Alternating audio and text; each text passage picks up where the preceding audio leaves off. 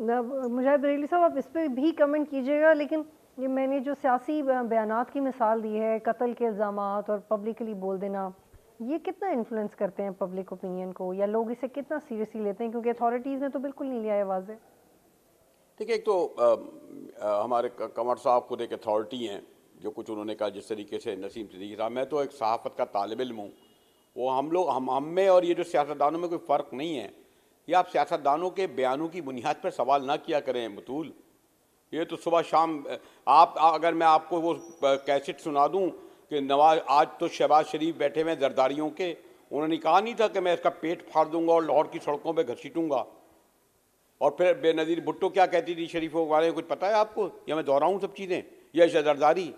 तो आप सियासतदानों के बयानों पे क्या गुफ्तगू करें हम कि ये कह रहा है, वो ये कह रहा है, ये कह रहा है। छोड़िए भाई, ये दिन सुबह दिया हुआ बयान शाम को याद नहीं रहता। ये तो पॉलिटिकल पार्टियां नहीं है, लिमिटेड कंपनियां हैं, ये डायरेक्टर्स हैं सब। इन्हें जब वहाँ से फ़ोन आता है कहीं से, तब जाके ये बोलते हैं, इनके नीचे फिर बोलना शुरू कर देते हैं कोरस की शक्ल में।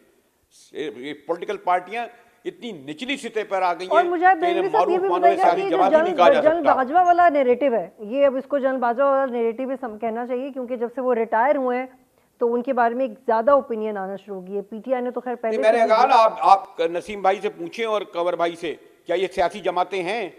क्या इनका कन्वेंशन होता है? क्या इनकी प्रोविंशियल कन्वेंशन होते हैं? क्या इनका कोई मेंबरशिप होती है?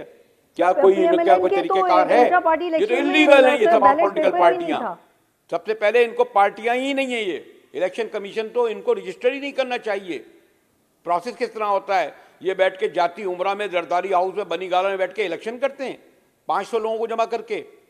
पूछिए कंवर साहब से, कोई बकायदा लॉज जो है क्या कहते हैं, कौन सी पॉलिटिकल पार्टी जो है उसको क्या क्या अपने असासे बताने पड़ते हैं, अपना पहले जो होता था एक ज़माने में।